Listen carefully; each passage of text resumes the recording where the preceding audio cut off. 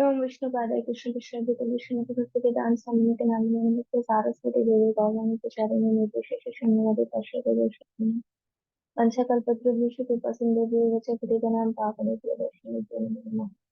हे कृष्ण करुणा सिन्धु दीनबन्धु जगत्पते गोपीश गोपिका कान्ता राधा कान्ता नमस्ते। तप्त कांचन गौरांगी राधे वृंदावनेश्वरी वैष्णवी कृष्ण चैतन्य प्रभु पूर्ण श्रद्धे पराधे शिवपति गौर हरे कृष्ण कृष्ण कृष्ण हरे हरे राम। श्री राधा गोपाल भगवान की जय, श्री प्रभुपाद की जय, जननी महाभारत की जय। हरे कृष्णा। किसी एक का वीडियो ऑन रहे तो अच्छा है।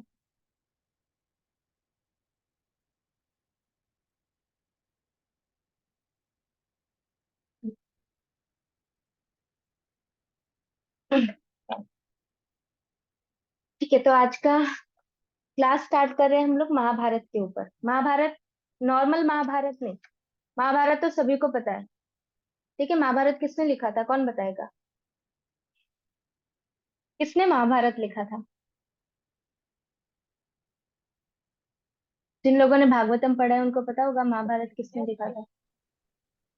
किसने? व्यासदेव। हाँ, व्यासदेव, राइट। व्यासदेव ने। अब अब एक्चुअली, हाँ मतलब लिखा गणपति जी ने था, बट उनको उसको, यस पिंकी का भी सही है, गणपति जी ने लिखा था।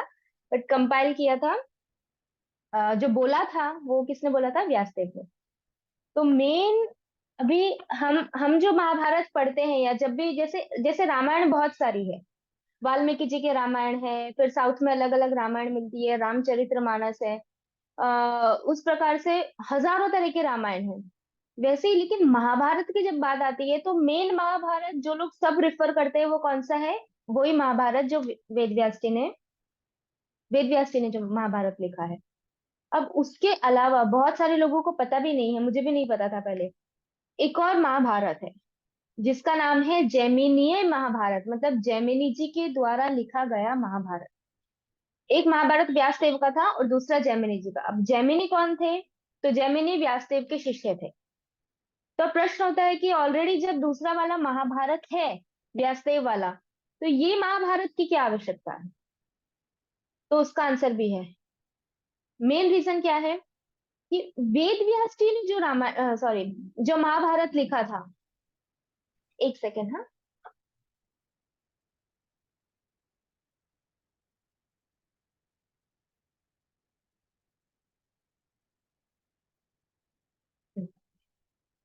वेद व्यास ने जो महाभारत लिखा था, वो महाभारत में मेन क्या चीज थी? चार चीजें: धर्म, अर्थ, काम और मोक्ष।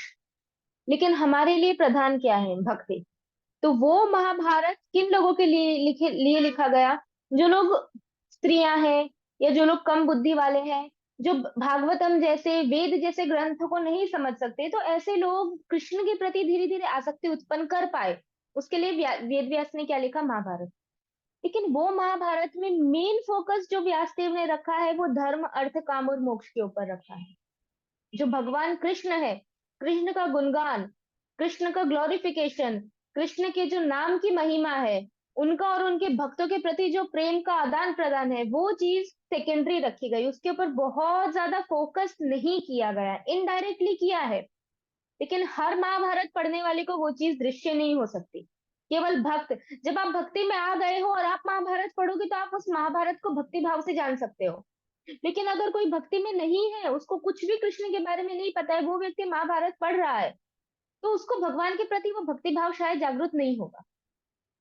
लेकिन जैमिनी जी का जो महाभारत है, जैमिनी के महाभारत का सबसे इंपॉर्टेंट क्या है? जैसे हमारे लिए जो क्या बोल सकते हैं, ग्रंथों में जो शिरोमणि है, जो सबसे टॉप मोस्ट है, वो क्या है? श्रीमद् भागवतम। उसी प्रकार से जैमिनी जी का जो महाभारत है वो श्रीमद् भागवतम की ही तरह है। श्रीमद् भागवतम में जैसे भगवान का गुणगान किया गया है, भक्ति भाव को जागृत किया गया है, केवल भक्ति है, वैसे ही जैमिनी महाभारत में भी केवल भक्ति है, भक्ति के अलावा और कुछ नहीं है। इसीलिए ये महाभारत भागवतम के समान है। एग्जैक्टली समान नहीं बोल सकते, बट उस लेवल का है क्योंकि इसमें भी भक्ति है। दूसरा प्रश्न, अभी करंटली जेमिनी महाभारत में टोटल हर महाभारत में कितने पर्व होते हैं? 18 पर्व होते हैं। वैसे ही जैमिनी महाभारत में भी 18 पर्व है। लेकिन अभी इस समय के प्रभाव के कारण केवल एक ही पर्व बचा है, अश्वमेध पर्व। मतलब जब पूरा का पूरा महाभारत कंप्लीट हो गया, सब पूरा हो गया, युधिष्ठिर महाराज ने देखा कि अरे बाप रे, 64 करोड़ लोग मर चुके हैं महाभारत के युद्ध में। और तब युधिष्ठिर महाराज को मोह, अर्जुन को युद्ध करने से पहले जो मोह आया था, वो युधिष्ठिर महाराज को युद्ध करने के बाद मोह आया। अर्जुन सबको मारने से पहले बोल रहा था मैं सन्यासी बन जाता हूँ, युधिष्ठिर महाराज सबको मारने के बाद बोल रहे हैं कि मैं सन्यासी बन जाता हूँ। तो भगवान भगवान वही बोले कि तो उसको तो पहले आया था, तुमको तो सब करने के बाद आया, अभी तुम्हें राज्य मिल गया है, अब कोई बचा नहीं है, और अब तुम बोल रहे हो मैं राज्य नहीं करूंगा। तो ये युधिष्ठिर महाराज का हुआ। तो ये तब अश्वमेध पर्व स्टार्ट होता है, पूरा महाभारत का युद्ध खत्म हो जाता है तब। अब ये केवल अश्वमेध पर्व ही एक पर्व है जो जैमिनी महाभारत का अभी कलयुग में एट प्रेजेंट अभी के मोमेंट पे अवेलेबल है। बाकी सारे के सारे जो पर्व है, 17 पर्व, वो लुप्त हो चुके हैं। तो ये एक पर्व ही पढ़ के हमें पता चलेगा कि कितना आनंद और कितना भक्ति भाव से जैमिनी ने महाभारत सुनाया है। तो वो हम लोग स्टार्ट करेंगे। टोटल जैमिनी महाभारत में 64, आई थिंक 64 या 62, 68, 68 अध्याय है टोटल। 68 चैप्टर्स हैं। एक दिन में एक चैप्टर, या एक चैप्टर आराम से हो सकते हैं, 2 चैप्टर भी हो सकते हैं, कोई प्रॉब्लम नहीं है। उसके बाद अब ये स्टार्ट करने से पहले हमें पता होना चाहिए कि जैमिनी जी कौन है। तो वेद व्यास के जो शिष्य थे, उसमें वेद व्यास ने जब वेदों का संकलन किया, लिखा वेद व्यास ने, सभी वेदों को वेद व्यास ने ही लिखा। लेकिन उनको लिखने के बाद, क्योंकि पहले एक ही वेद था, उसके बाद लोगों को वेद समझ आए कलयुग में, क्योंकि कलयुग के लिए अभी है ना। तो कलयुग में लोगों को अच्छे से वेद समझ आए, तो उसको शॉर्ट शॉर्ट फॉर्म में उसका विभाजन कर दिया वेद व्यास ने। जैसे कथाओं को पुराण में रख दिया, इसीलिए उसको पंचम वेद बोलते हैं। बाकी के बचे हुए वेद को 4 भाग में डिवाइड कर दिया।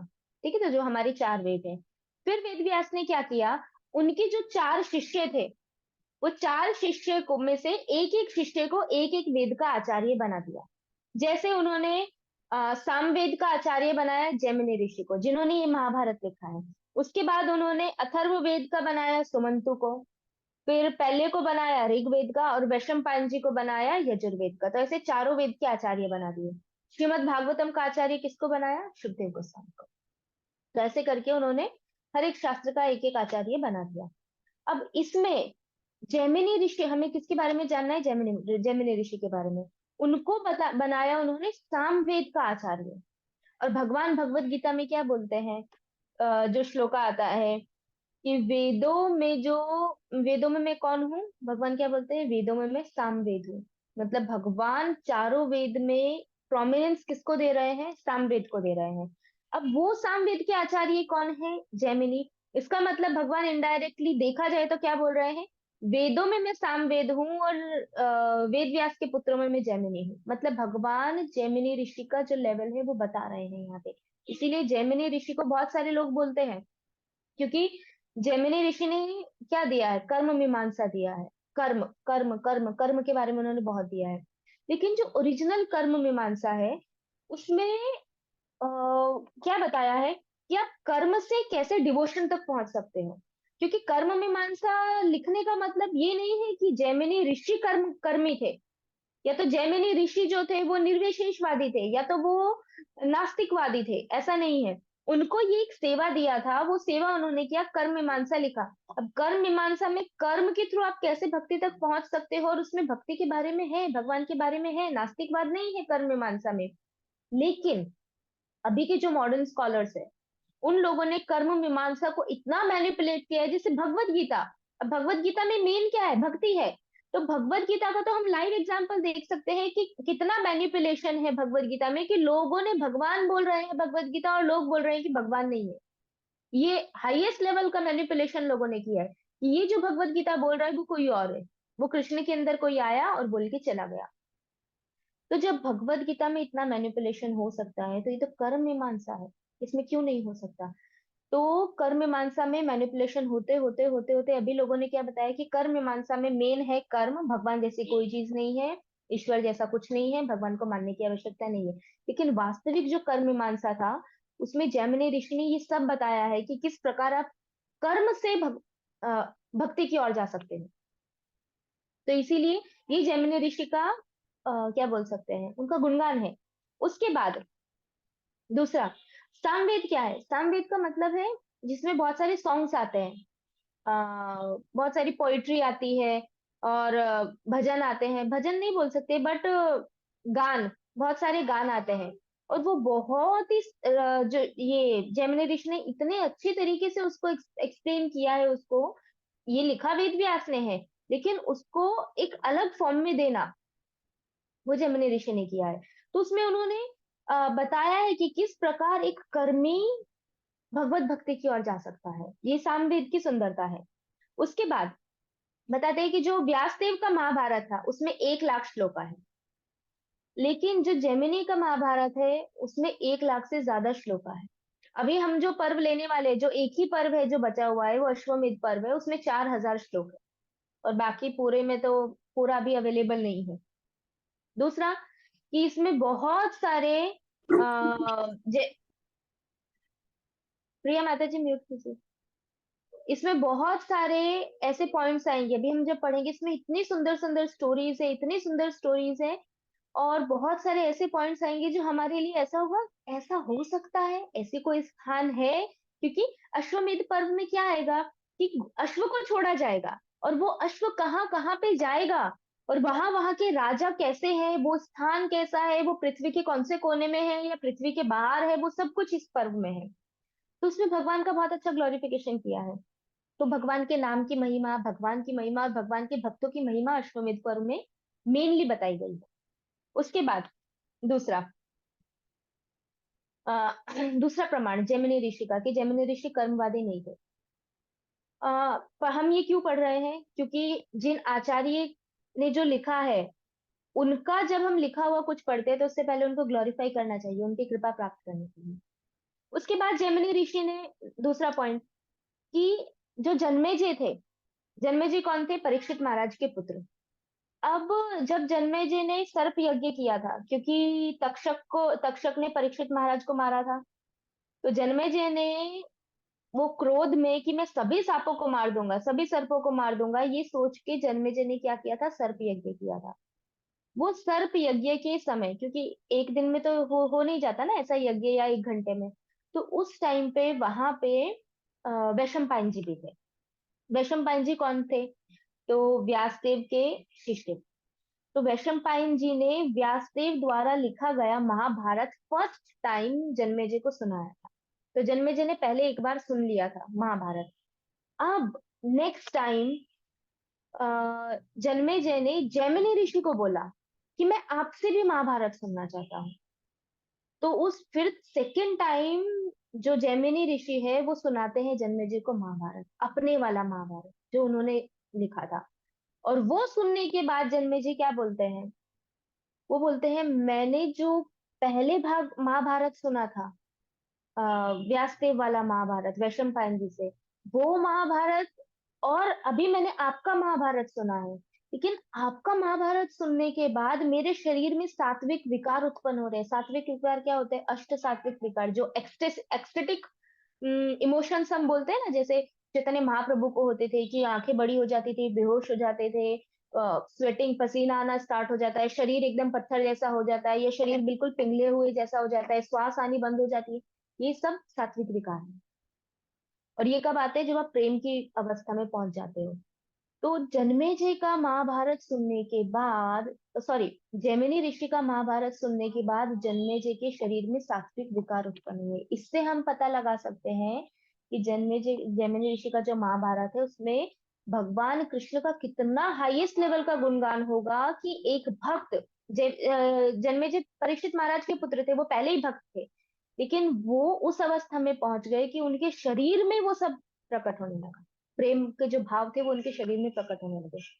ये दूसरा एक और रीजन है जैमिनी ऋषि का जो महत्व बताते हैं। फिर उसके बाद गोविंद भाष्य आता है। गोविंद भाष्य हमारा बलदेव विद्याभूषण ने लिखा है। गोविंद भाष्य के तीसरा जो सूत्र है, वो तीसरे सूत्र में बलदेव विद्याभूषण, क्योंकि गोविंद भाष्य हमारे जो गौड़ीय है, हमारे गौड़ियों का प्रमाण है कि हम ऑथराइज्ड है, वो गोविंद जी ने लिखाया। जो जयपुर में अभी राधा गोविंद जी है, वो राधा गोविंद जी ने खुद डिक्टेट किया और बलदेव विद्याभूषण ने उसको लिखा, और वो लिख के फिर उन्होंने प्रमाण दिया बाकी संप्रदाय के सामने जाके कि हमारा संप्रदाय गौड़ीय संप्रदाय ऑथराइज है। और वो किसने लिखवाया? वो स्वयं गोविंद जी आए और गोविंद ने बोला, तो इसीलिए उसको गोविंद भाष्य बोलते हैं। वो गोविंद भाष्य के तीसरे सूत्र में बलदेव विद्याभूषण जैमिनी ऋषि के बारे में बताते हैं और बोलते हैं कि जैमिनी ऋषि ब्रह्मनिष्ठ है। ब्रह्मनिष्ठ वर्ड यूज किया है, जो ब्रह्म को जानने वाले हैं, जो भगवान को जानने वाले हैं, ब्राह्मणनिष्ठ है। उन्होंने ऐसा नहीं बोला कि वो कर्मी निष्ठ है या वो ज्ञानी निष्ठ है, नहीं, ऐसा उन्होंने शब्द नहीं बोला। उन्होंने इसलिए उन्होंने उनको कर्मी नहीं बोला, ये दूसरा प्रमाण है। उसके बाद बृहद भागवतामृत। बृहद भागवतामृत किसने लिखा है? सनातन गोस्वामी ने। सनातन गोस्वामी ने बृहद भागवतामृत की स्टार्टिंग में ही बोला है जैमिनी ऋषि को महाभागवत। अभी कोई व्यक्ति अगर कर्मी है तो आप उसको महाभागवत बोलोगे।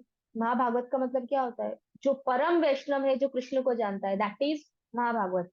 तो उन्होंने सनातन गोस्वामी ने जैमिनी ऋषि को महाभागवत कह के संबोधित किया। उसके बाद स्कंद पुराण में आता है, हम जो जगन्नाथ जी के प्राकट्य की लीला पढ़ते हैं कि जगन्नाथ जी कैसे प्रकट हुए, जगन्नाथ जी की रथ यात्रा कैसी होनी चाहिए, भगवान यहाँ कैसे आए, इंद्रदम महाराज का, ये पूरी लीला नैरेट किसने की है, किसने ये लीला बोली है? जैमिनी ऋषि ने। तो मैं अगर कहीं पे जन्मे जय जैमिनी हूँ तो आप मुझे बता देना, वो दोनों नाम सेम है, सेम सेम जैसे है। तो जैमिनी ऋषि ने ही ये जगन्नाथ जी के प्राकट्य की लीला स्कंद पुराण में बताई है। तो वो साधारण व्यक्ति नहीं है, यह सिर्फ साधारण ऋषि। आपकी आवाज नहीं आ रही है।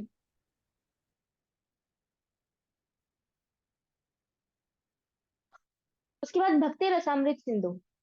भक्ति रसामृत सिंधु में रूप गोस्वामी, भक्ति रसामृत सिंधु क्या है? हाईएस्ट स्क्रिप्चर है डिवोशनल सर्विस का, भक्ति का सबसे टॉप मोस्ट ग्रंथ जो है वो भक्ति रसामृत सिंधु है।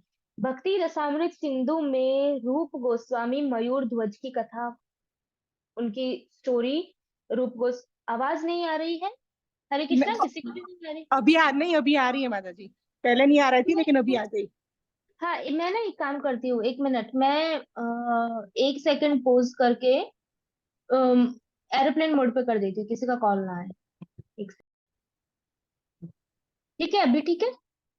अब किसी का फोन नहीं आएगा। अच्छा, अब मैंने एरोप्लेन ठीक है, मोड कर ठीक है। दिया। ओके ओके, ठीक है। मैं कहाँ कहाँ पे पहुंची थी? हाँ, भक्ति रसामृत सिंधु। तो भक्ति रसामृत सिंधु में मयूर ध्वज की कथा आती है।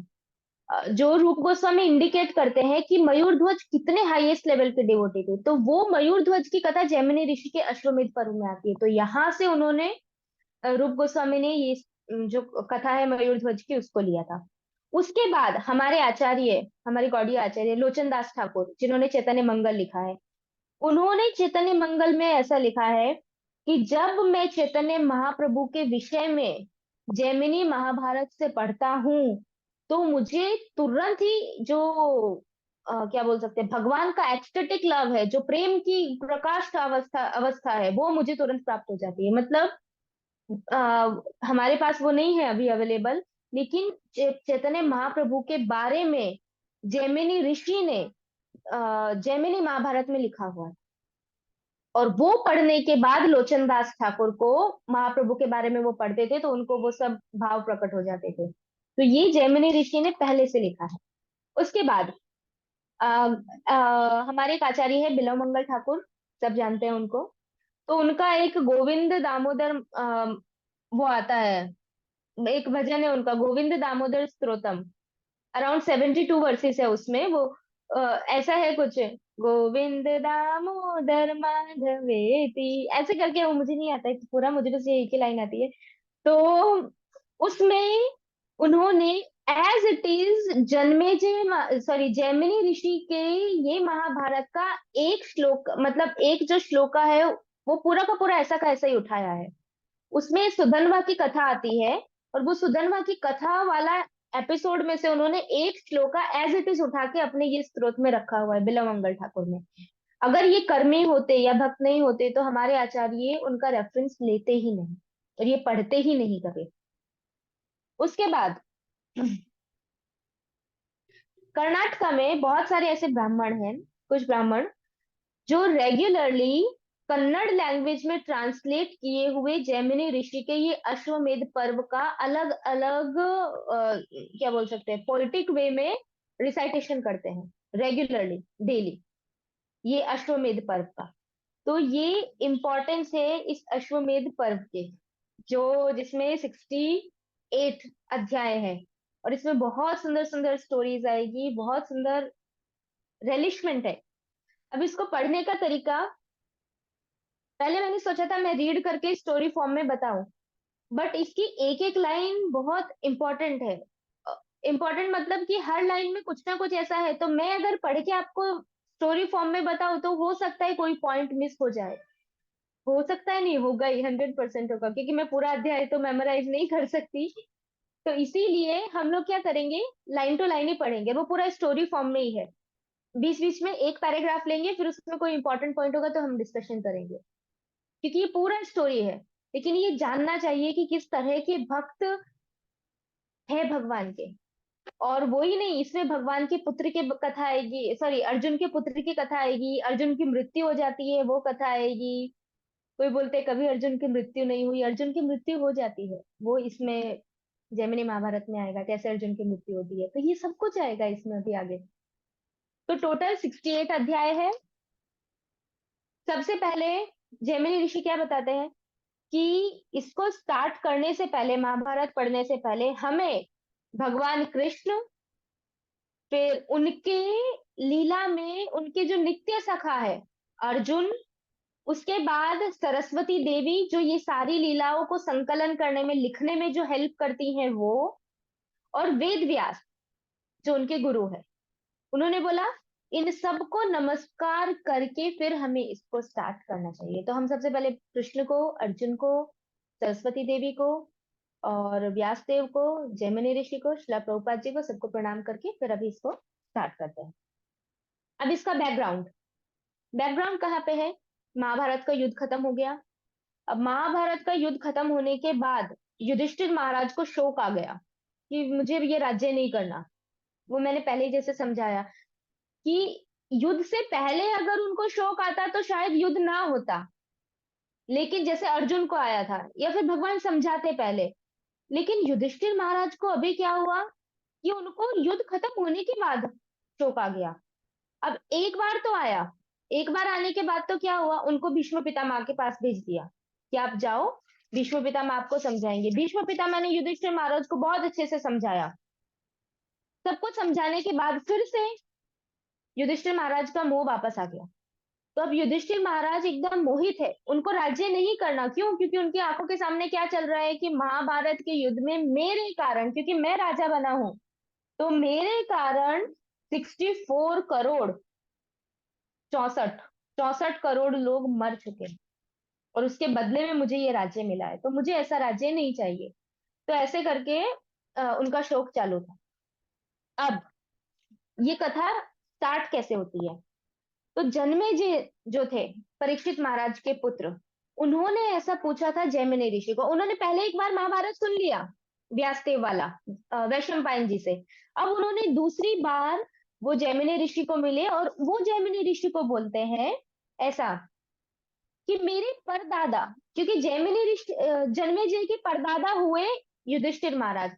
कैसे हुए? क्योंकि जन्मेजय के पिता कौन थे? परीक्षित महाराज।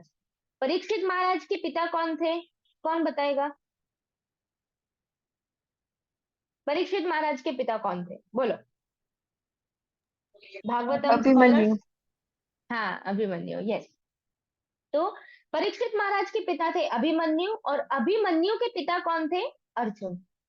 तो जन्मेजय के लिए अभिमन्यु कौन हुए? उसके दादा।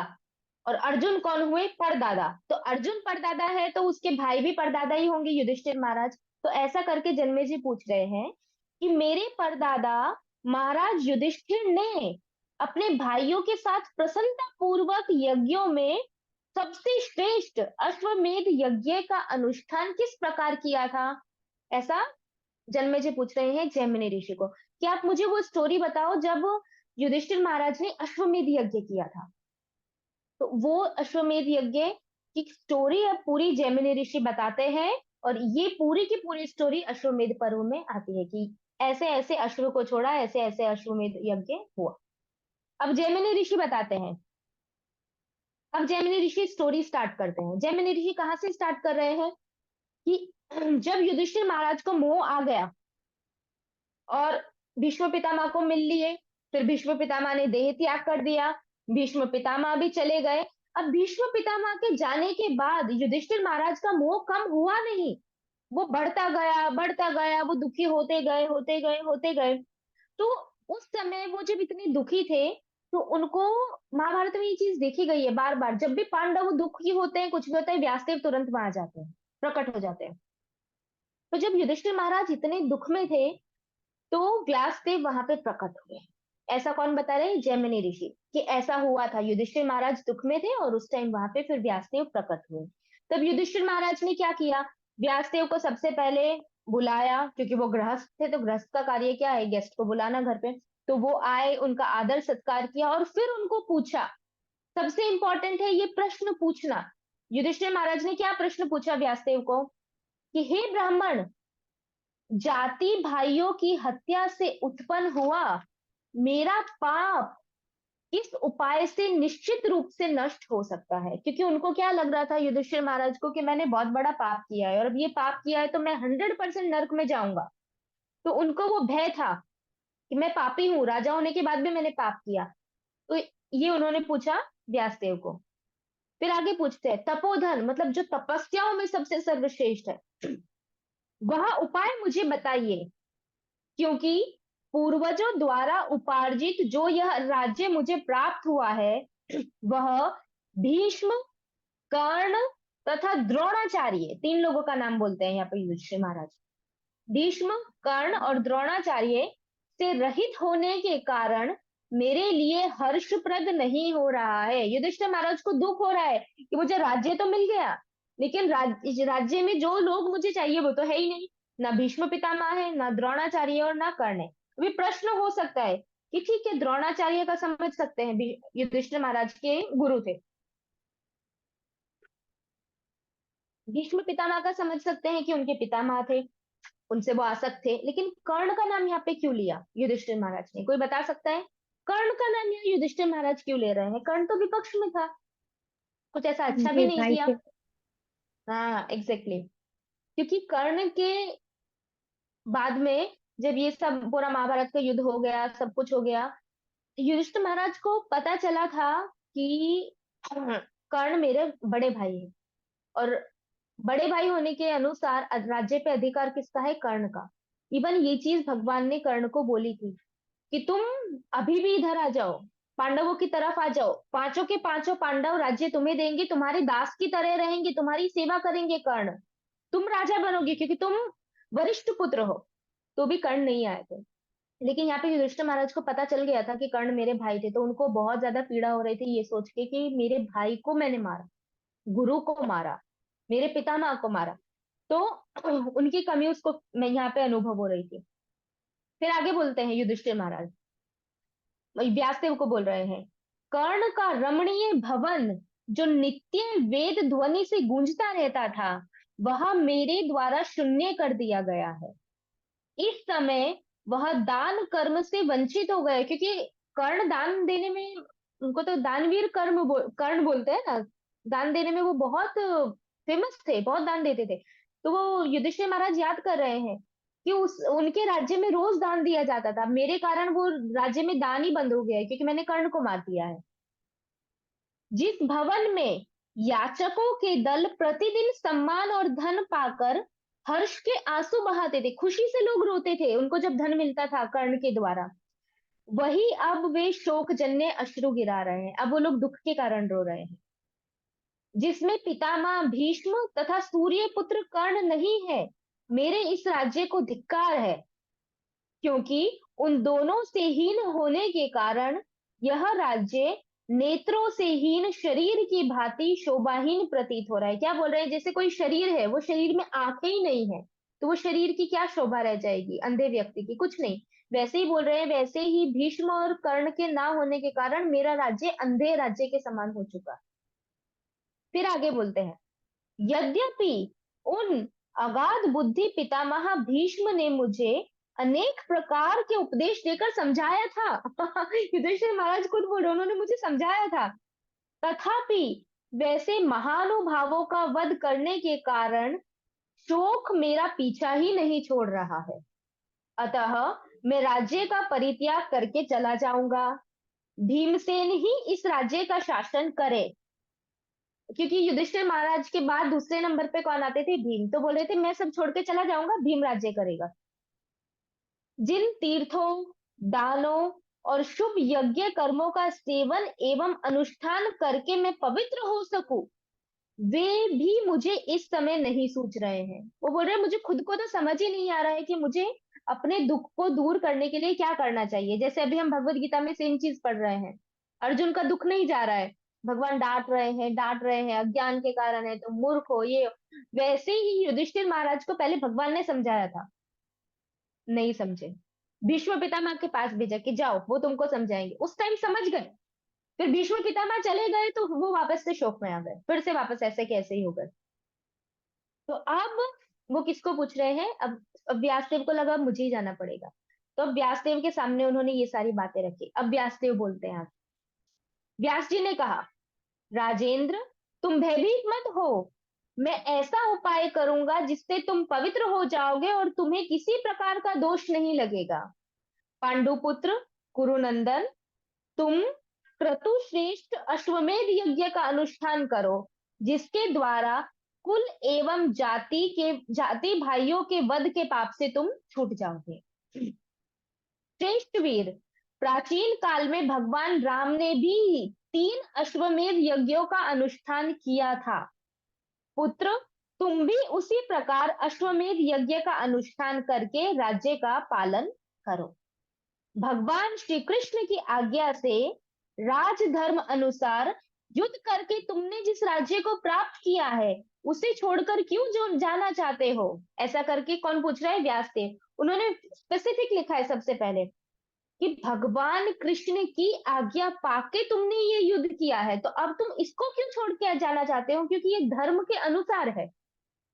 फिर आगे बोलते हैं, बेटा तुम्हारे सभी भाई इन दिनों जब तक तुम्हारे वश में है, तब तक ही तुम इस लोक में अपने उत्तम कीर्ति को सुस्थिर बना लो।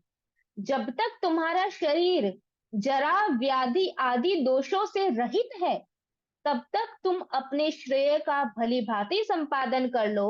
क्योंकि पूर्व काल में भी बहुत से नरेश, नरेश मतलब राजा, बहुत से राजा पुण्य कर्मों का अनुष्ठान करके स्वर्ग को प्राप्त हुए हैं। अब यहाँ पे एक बहुत इंपॉर्टेंट लाइन बोली है उन्होंने, जब तक तुम्हारा शरीर जरा व्याधि आदि दोषों से रहित है, मतलब जब तक तुम्हारे शरीर में बुढ़ापा नहीं है और बीमारी नहीं है, तब तक तुम जितना हो सकता है उतना श्रेय, मतलब जो टॉप मोस्ट चीज है उसके लिए, उस टॉप मोस्ट चीज को तुम जितना इकट्ठा करना चाहो उसको अभी कर लो। जब तुम बूढ़े हो जाओगे, तुम्हारे शरीर में बीमारी आ जाएगी, तो तुम नहीं कर सकते।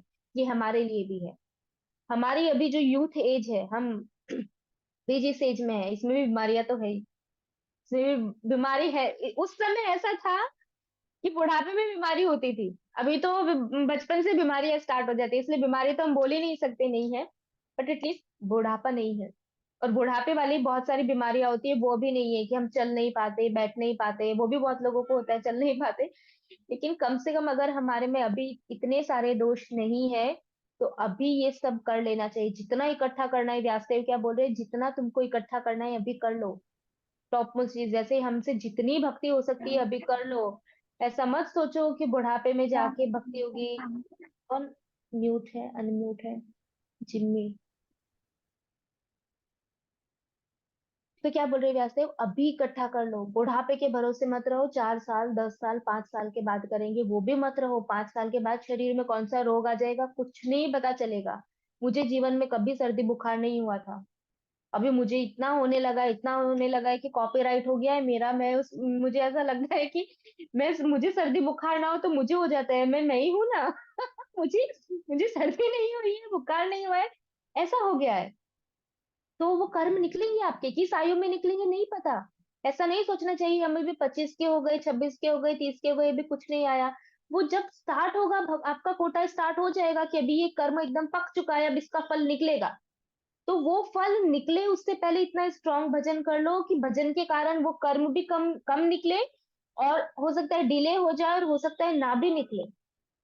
क्योंकि जब आपके कर्म फल निकलेंगे निकलेंगे, वो तो श्योर है। कोई ऐसा नहीं बोल सकता मैं भौतिक जगत में हूं और मैं कर्म फलों से रहित हूँ, मेरे कर्म कभी नहीं निकलेंगे, मैं कभी बीमार नहीं होगा, वो पॉसिबल ही नहीं है। जन्म मृत्यु जरा व्याधि चारों चीजें यहाँ पे है और वो मिलेगी, तभी आप भौतिक जगत में हो। ये चीजों के परे है तो हम यहाँ होते ही नहीं। और उसके एग्जाम्पल्स है, अंबानी की फैमिली देख सकते हैं, उनकी फैमिली में भी कितने हेल्थ इश्यूज है। क्या उनके पास पैसा नहीं है ठीक कराने के लिए? है ना। कर्म नहीं, कर्म निकलेंगे। कर्म पीछा नहीं छोड़ेंगे आपका, कभी नहीं छोड़ेंगे। आपको इतना स्ट्रांग भजन करना पड़ेगा कि उससे आप उसको रोक सकते हो या काट सकते हो। तो वो उतना स्ट्रांग भजन कब करोगे? जब बीमारी आ जाएगी तब?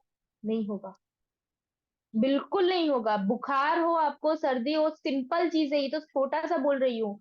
ऐसे छोटे छोटे में माला करना इतना डिफिकल्ट हो जाता है, चेतना डाउन हो जाती है आपका, आपकी बॉडी काम नहीं करेगी। तो आप कैसे भजन करोगे? बुढ़ापे में करोगे तो बुढ़ापे में ना दिख पाओगे, ना ना बोल पाओगे। अभी एक दिन का उपवास होता है, उपवास के दिन अगले दिन डाउन हो जाते हैं। तो कैसे चलेगा बुढ़ापे में? नहीं होगा। इसीलिए व्यासदेव यहाँ पे बहुत इंपॉर्टेंट बता रहे हैं कि जितना तुम इकट्ठा कर सकते हो उतना कर लो, अभी कर लो। वैसे ही हमें भी जितना भजन कर सकते हो, जितना तीव्र भजन, क्या बोला है भागवतम में, तीव्रेण भक्ति योगेन यजिता पुरुषम परम। कि तुम जैसे भी हो, जिस भी अवस्था में हो, वेट मत करो मुझे कब शुद्ध भक्ति मिलेगी। शुद्ध भक्ति ढीले ढाले भजन से तो मिलेगी ही नहीं, वो तो निश्चित है, विद गारंटी। ढीले ढाले भजन से शुद्ध भक्ति आप जन्मों जन्मों में भी नहीं मिलेगी।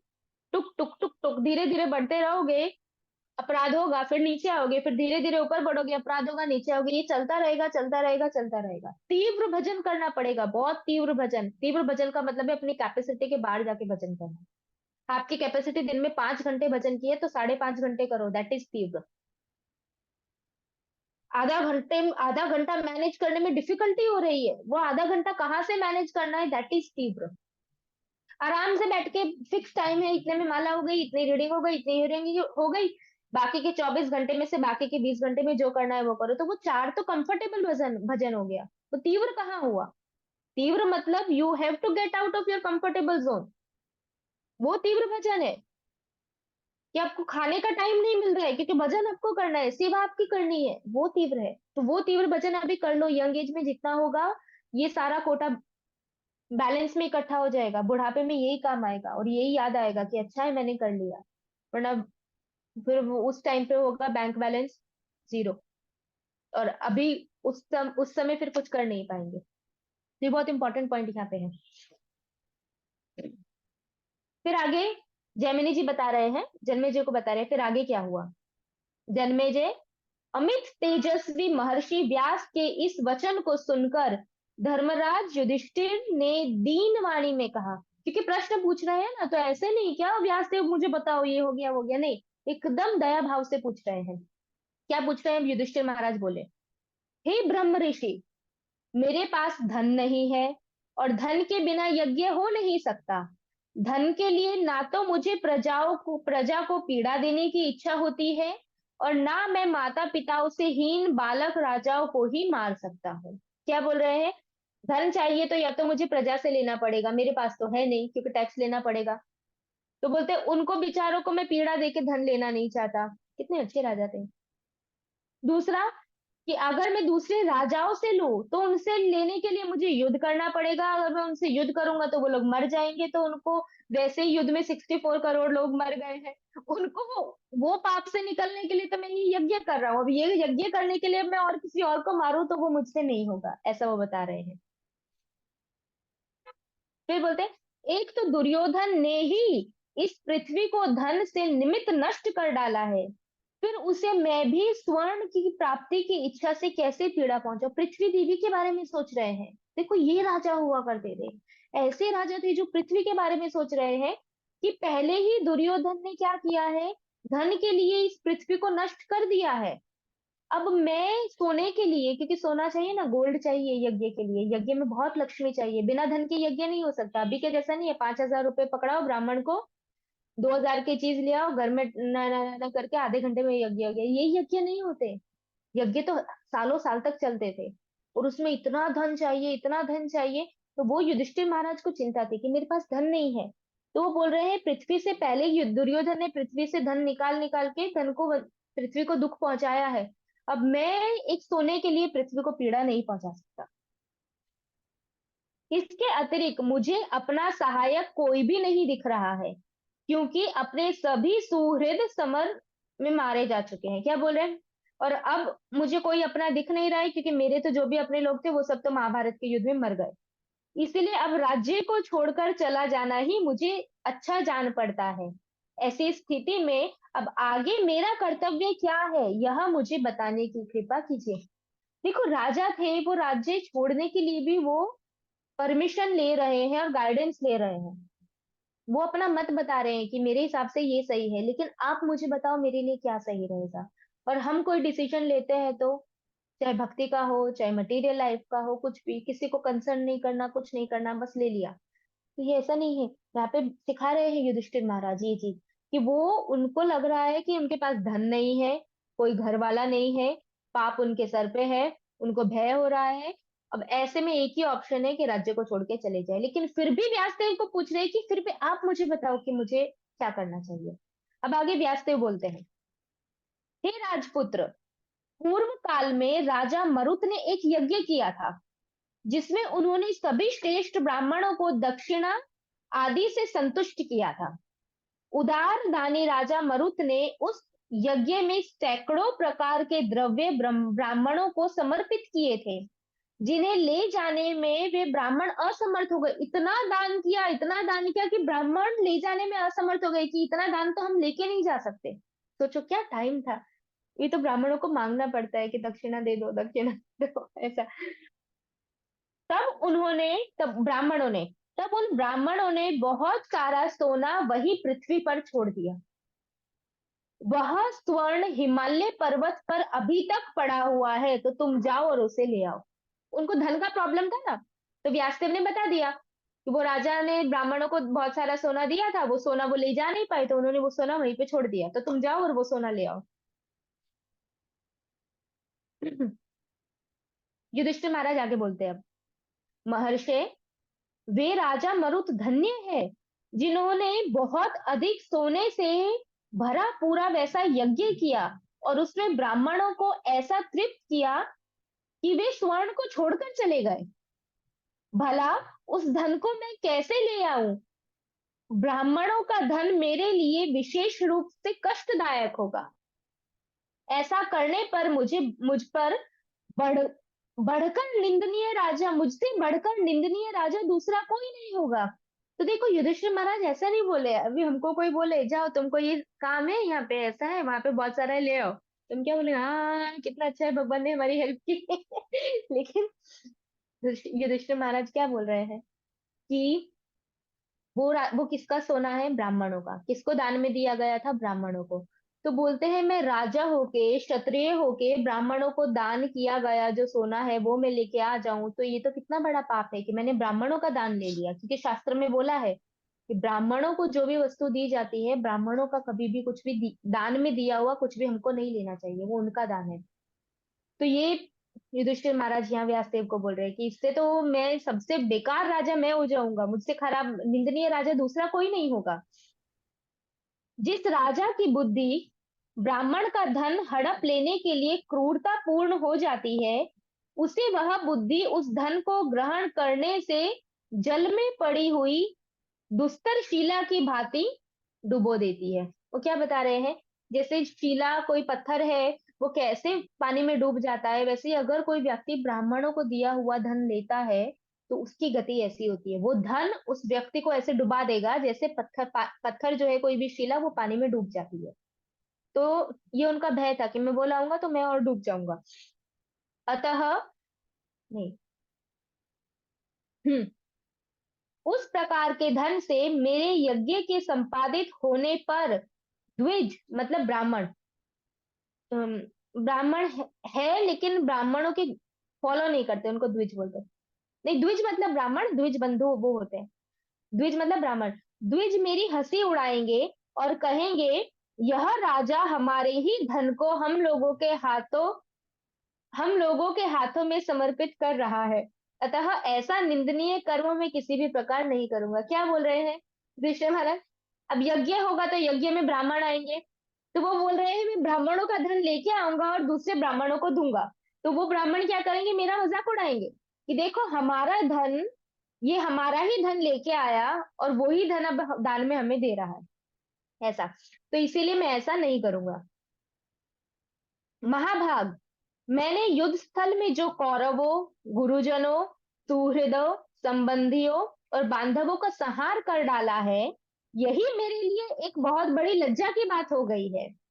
मैं उस एक लज्जा का ही मार्जन करने में समर्थ नहीं हो पाता हूँ, तो फिर ब्राह्मणों का द्रव्य ग्रहण करने से तो मेरे लिए दूसरी लज्जा की बात उपस्थित हो जाएगी। मतलब वो पहला कार्य तो ऑलरेडी निंदनीय है कि मैंने उन लोगों को मार दिया, अपने गुरुओं को, परिवार वालों को। अब उससे मैं मुक्त नहीं हुआ, तो आप मुझे बोल रहे हो कि ब्राह्मणों का धन ले आओ, तो ये तो मेरे लिए दूसरी शर्म की बात है, दूसरी लज्जा की बात है मेरे लिए। ऐसा करके युधिष्ठिर महाराज बोले। कितना टाइम हुआ है? ओके, 10 मिनट ले लेते हैं। अब व्यासदेव आगे बोलते हैं, हे राज सिंह, तुम धन्य हो, तुमने बहुत अच्छी बात कही है। परंतु ब्राह्मणों का धन लेने के विषय में जो तुम शंका कर रहे हो, वह शंका व्यर्थ है, क्योंकि ब्राह्मणों ने जिस समय उस धन को त्याग दिया था, उसी समय उनका स्वामित्व उस धन से उठ गया था। मतलब ब्राह्मणों ने वो धन छोड़ दिया वहीं पे। तो व्यासदेव बता रहे उसी समय वो धन ब्राह्मणों का है ऐसा नहीं रहा, वो ब्राह्मणों के अधिकार के बाहर निकल गया। तो अभी वो जो सोना वहां पड़ा है वो किसी ब्राह्मण का नहीं है।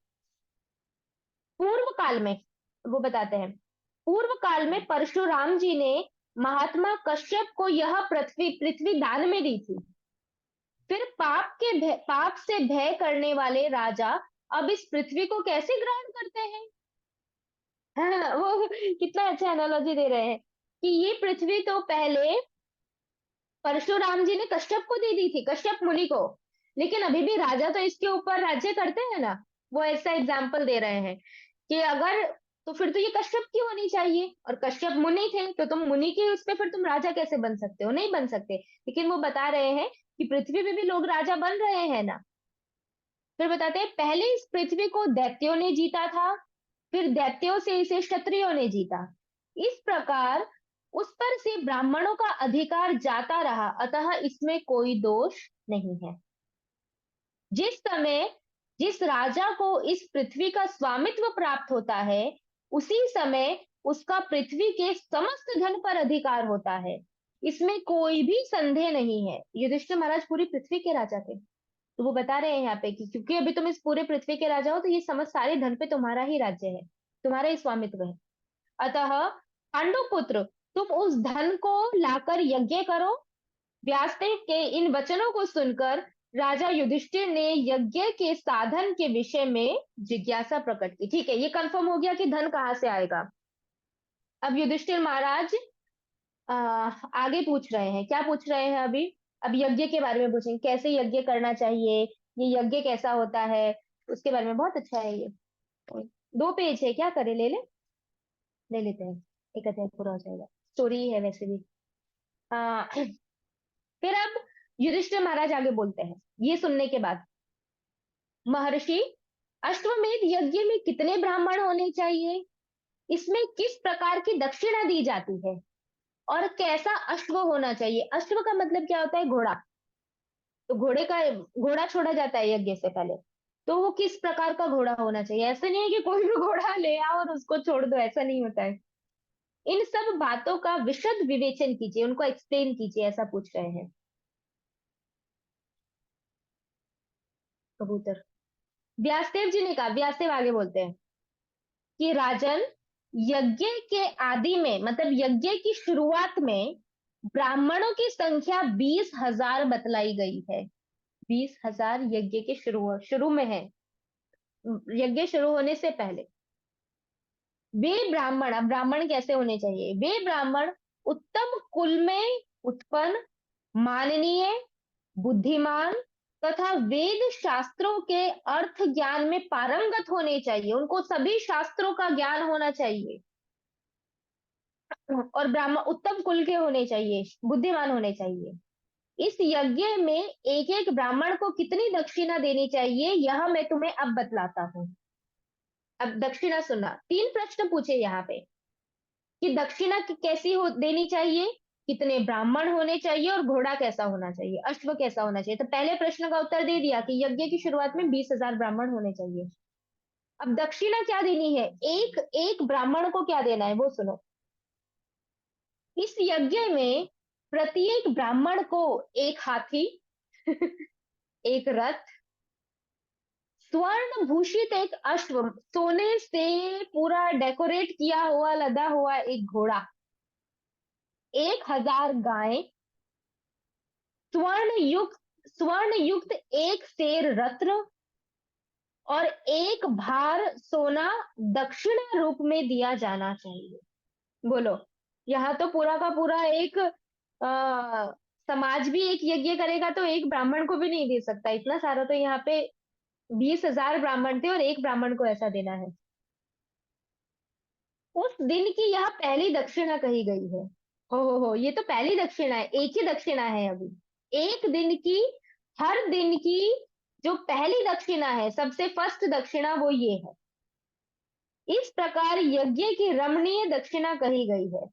मतलब व्यासदेव ने भी सिर्फ इतना बताया कि यज्ञ से पहले 20,000 ब्राह्मण होंगे और दिन की शुरुआत में ही तुमको इतनी दक्षिणा दे देनी है। अब बाकी की जो आगे होगी वो तो, वो अलग, इसके अलग।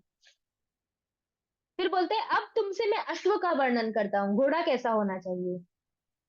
वह, उस घोड़े का वर्ण मतलब उसका कलर गौ दुग्ध के समान, मतलब गाय के दूध के समान, अथवा कुंद, चंद्रमा या हिम हिम हिम मतलब बर्फ, बर्फ के समान उज्जवल होना चाहिए। मतलब एकदम व्हाइट कलर का घोड़ा होना चाहिए, एकदम चमकता हुआ व्हाइट कलर। उसकी पूंछ पीली होनी चाहिए। अभी हमको कहाँ मिलेगा कलयुग में ऐसा घोड़ा। अभी तो लोग पेंट करके उसकी पूंछ को पीला बना देंगे। और दोनों कान श्याम होने चाहिए, मतलब कान उसके ब्लैक कलर के होने चाहिए, घोड़ा व्हाइट होना चाहिए और पूंछ पीली होनी चाहिए।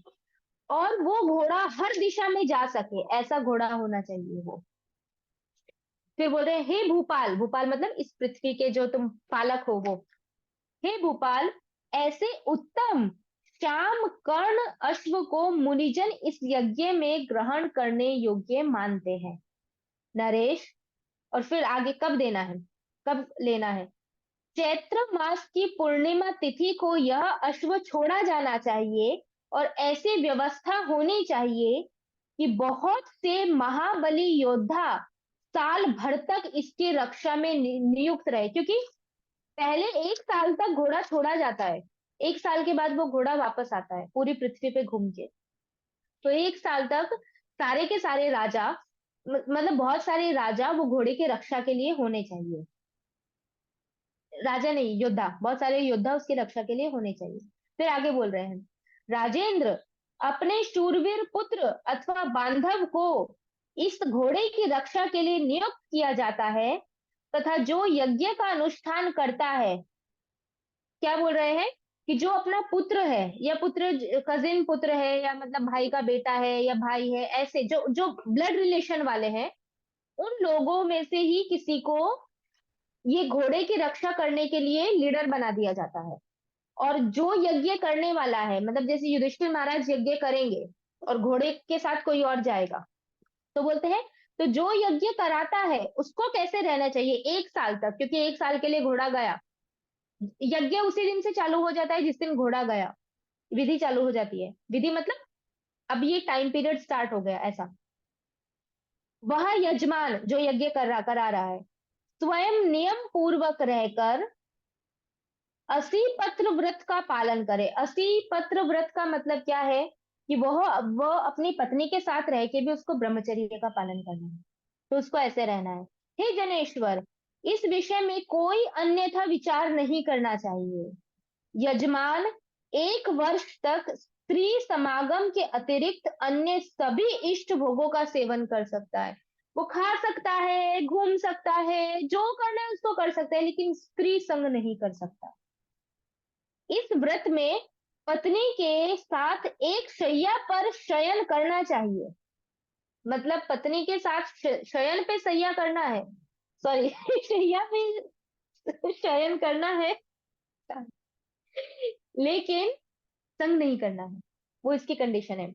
जब तक वह अश्व व घोड़ा पुनः लौटकर ना आए, तब तक यज्ञकर्ता को चाहिए कि वह धैर्य के साथ उपयुक्त नियमों का प्रयत्न पूर्वक पालन करता रहे।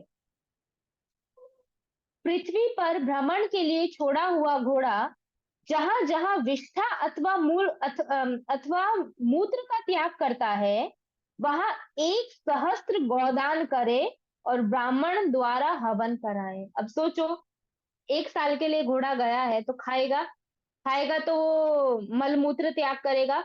तो जहां जहां वो मलमूत्र त्याग करेगा, चाहे मल किया हो चाहे मूत्र, उसी जगह पे 1,000 गाय का दान कर देना चाहिए। ऐसा बोल रहे हैं, कितनी बड़ी बात है वो कितनी टेंशन की बात है, जितना ज्यादा वो करेगा उतना ज्यादा दान देना पड़ेगा। और फिर ब्राह्मणों से उस जगह पे हवन करवाना है जहां पे उसने मलमूत्र त्याग किया है।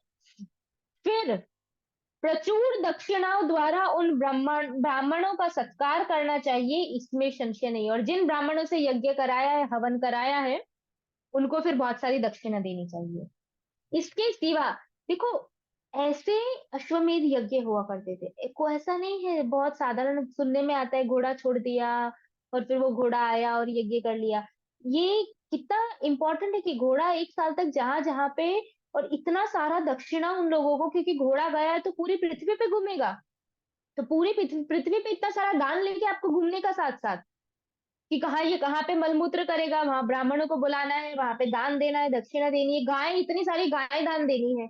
तो सोचो ये सब मैनेजमेंट कैसे होता होगा, अनबिलीवेबल। इसके सिवा, हाँ टीवी में नकली दिखाते, टीवी में तो कुछ नहीं, वो सब तो वो अपना एडवर्टाइजमेंट करने के लिए दिखाते हैं। शास्त्र में टीवी आप पढ़ो तो शास्त्र में पता चलेगा कि 1 दिन का भी टीवी वाले दिखाए तो बहुत बड़ी बात हो गई है, 1 दिन का दिखाना पॉसिबल नहीं होता है, इतना इसमें बताया। इसके सिवा अब आगे बता रहे व्यासदेव, इसके सिवा राजा एक सोने के पत्र पर, गोल्ड का पत्र, अपने नाम और प्रताप के सूचक वाक्य का उल्लेख करके उसे अश्व के ललाट पर बांधे। यहाँ अश्व के माथे पर सोने के एक पत्र के ऊपर अपना नाम और जो भी उनका गुणगान है अपना, कि अपना शौर्य जो बताना है वो उसके ऊपर लिखे। उस पत्र में निम्नांकित वाक्य लिखा जाए। क्या लिखा जाना चाहिए वो व्यासदेव वो भी बता रहे हैं कि क्या चीज लिखनी है, वो मैं पढ़ती हूँ। मैंने इस उत्तम अश्व को दिग्विजय के लिए छोड़ा है। यदि किसी राजा में बल हो तो वह इसे पकड़ ले। तदंतर यदि कोई राजा उस अश्व को पकड़ लेता है तो स्वयं पराक्रम करके उसे जीतना चाहिए। मतलब वो घोड़ा को पकड़ लेगा तो फिर युद्ध होगा। युद्ध में वो या एक ही ऑप्शन है, या तो आप घोड़े को जाने दो या तो फिर आपको युद्ध करना पड़ेगा, और फिर युद्ध में आपकी मृत्यु निश्चित है। मतलब इस केस में, क्योंकि अर्जुन जाएंगे फिर आगे बताते हैं, वीर, इस विधि से यह अश्वमेध यज्ञ संपन्न होता है। 80 पत्र व्रत के पालन पूर्वक किए जाने पर यह यज्ञ अधिक पुण्य फल प्रदान करने वाला होता है। मतलब स्त्री का संग नहीं करना। प्राचीन काल में इंद्र ने इसी विधि से 100 अश्वमेध यज्ञ किए थे, जिसके फल स्वरूप उन्हें देवराज पद की प्राप्ति हुई और वे स्वर्ग में आनंद का अनुभव कर रहे हैं। 100 अश्वमेध यज्ञ करने पर इंद्र बना जाता है। ये एक का हम सुन रहे हैं तो हम सोच रहे हैं कितना इम्पॉसिबल है। अब सोचो 100 अश्वमेध यज्ञ। इसीलिए जो इंद्र क्या है, वो एक पोस्ट है। और जिसने 100 अश्वमेध यज्ञ कर लिए हैं उसको फिर अगले टाइम पे वो पोस्ट दी जाती है कि नेक्स्ट कल्प में या उसमें आप इंद्र बनोगे, अगले मनवंतर में आप इंद्र बनोगे, ऐसा करके। तो बता रहे हैं कि पहले इंद्र ने यही 100 अश्वमेध यज्ञ किए थे और वो इंद्र बने और अभी वो स्वर्ग में है। उन देवराज इंद्र ने तो 80 पत्र व्रत के बिना ही 100 अश्वमेध यज्ञ किए थे, परंतु जो उस व्रत के साथ साथ इस यज्ञ श्रेष्ठ अश्वमेध का अनुष्ठान करता है वे पृथ्वी को समस्त पापों से रहित कर देता है। क्या बता रहे हैं व्यासदेव कि इंद्र ने तो कोई कोई एकादशी में भी आता है ना ये तो। हाँ, एकादशी में भी आता है, एकादशी करने से अश्वमेध यज्ञ का फल मिलता है। हाँ, कहाँ पे थे? तो वो बता रहे हैं कि इंद्र ने तो ये व्रत का पालन भी नहीं किया था कि अपनी पत्नी का संग नहीं करना है, उन्होंने तो पत्नी का संग किया था फिर भी 100 यज्ञ करने पे उनको स्वर्ग मिल गया। लेकिन बता रहे हैं लेकिन अगर कोई इस व्रत का पालन करता है तो उसमें इतनी पावर आ जाती है कि वो पूरी की पूरी पृथ्वी पे से समस्त पापों को नष्ट कर सकता है। तो हे युधिष्ठिर तुम ऐसा करो, ऐसा व्यासदेव बता रहे हैं। भीष्म के अतिरिक्त दूसरा कौन मनुष्य है जो कामदेव पर विजय पा सके? भीष्म पितामह थे।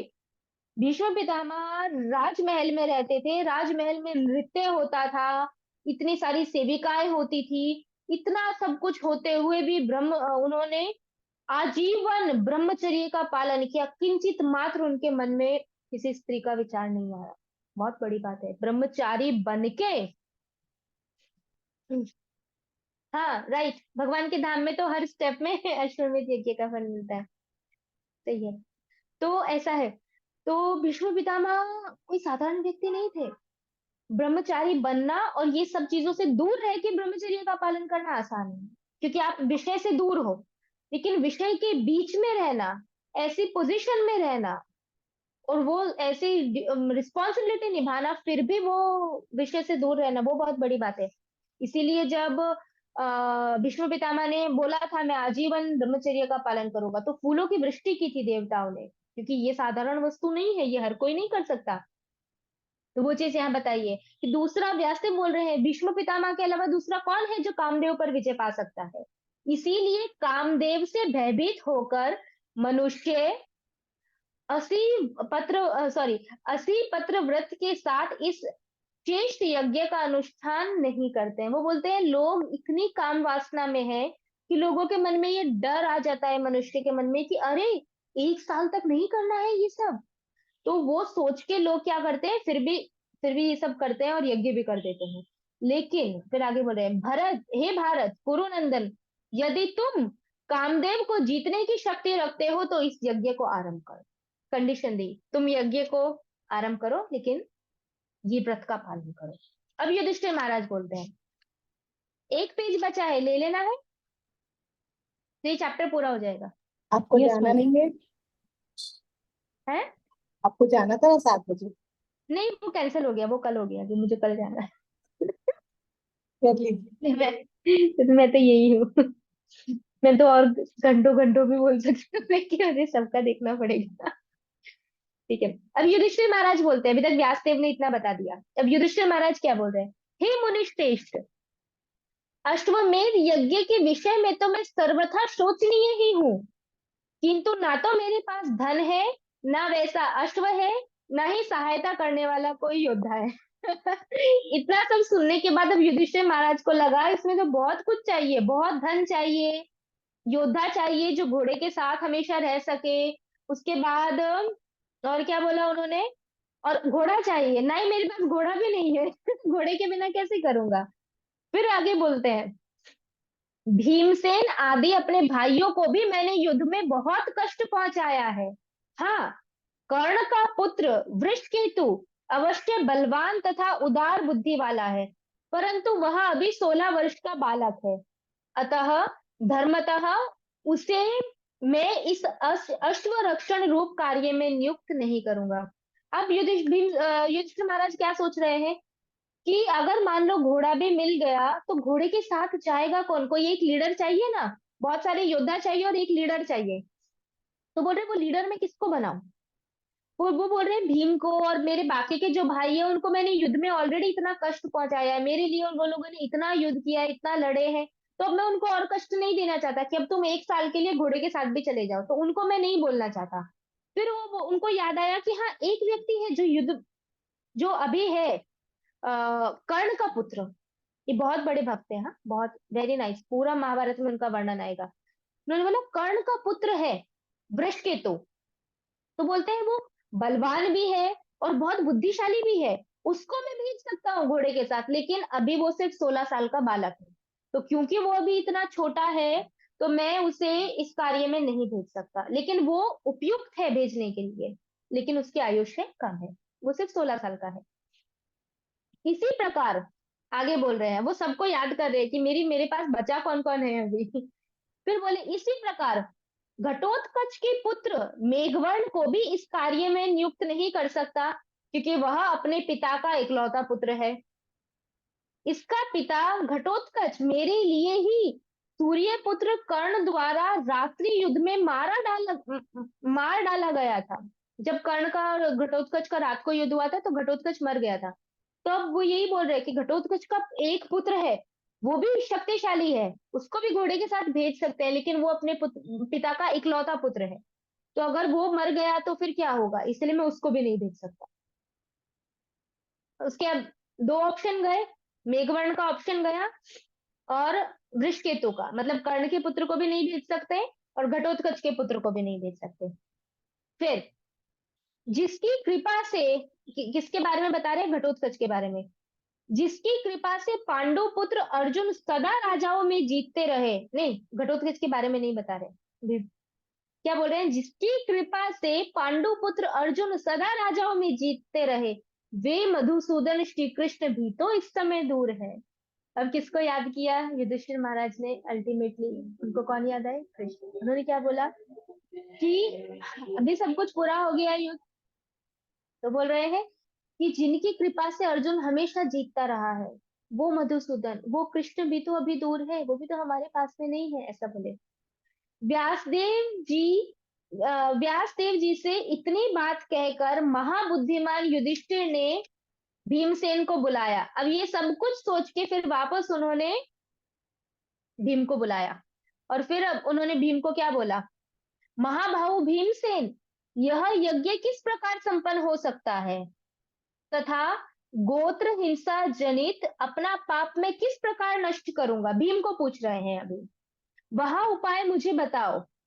पांडुनंदन, अश्वमेध यज्ञ में बहुत से विघ्न उपस्थित हो जाते हैं, इसीलिए मैं चिंता में पड़ा हूँ। यदि यज्ञ पूर्ण नहीं हुआ तो मैं उपहास का पात्र बन जाऊंगा।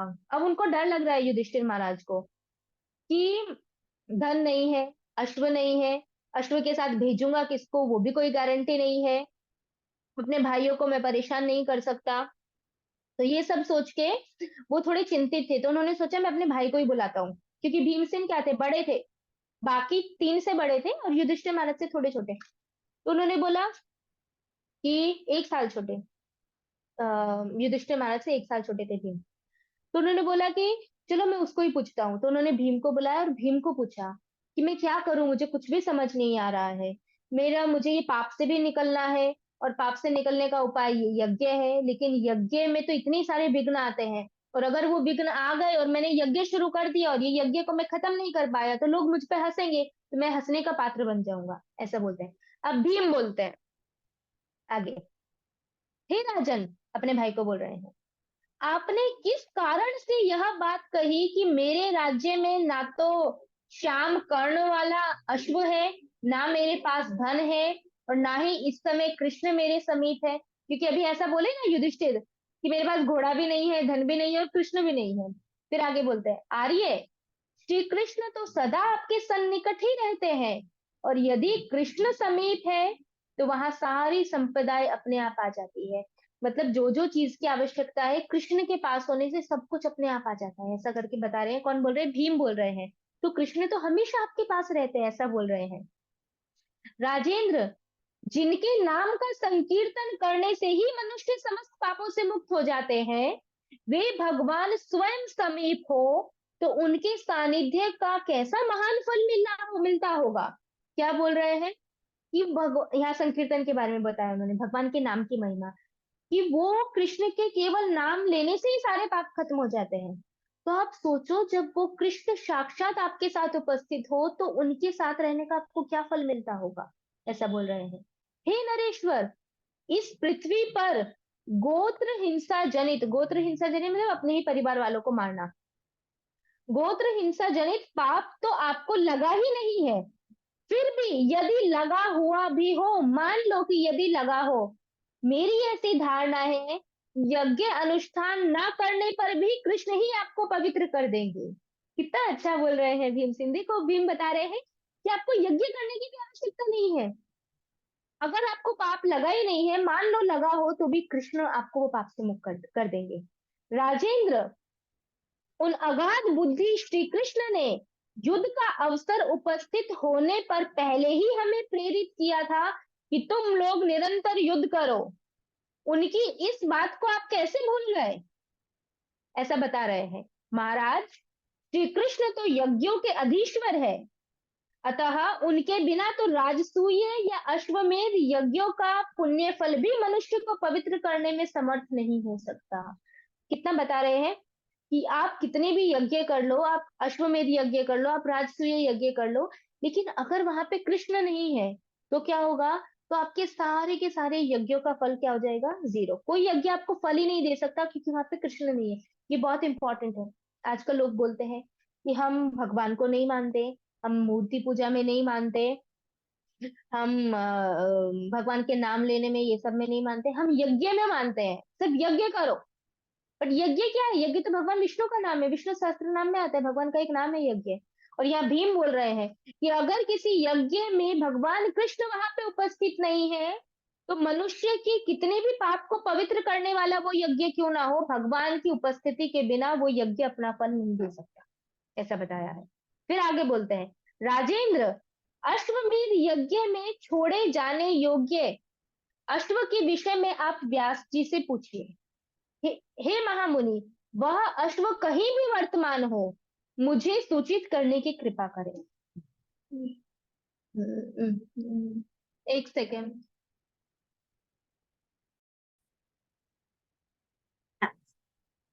तो कहाँ तक पहुंचे थे? तो भीम ने क्यों ये बात बोली?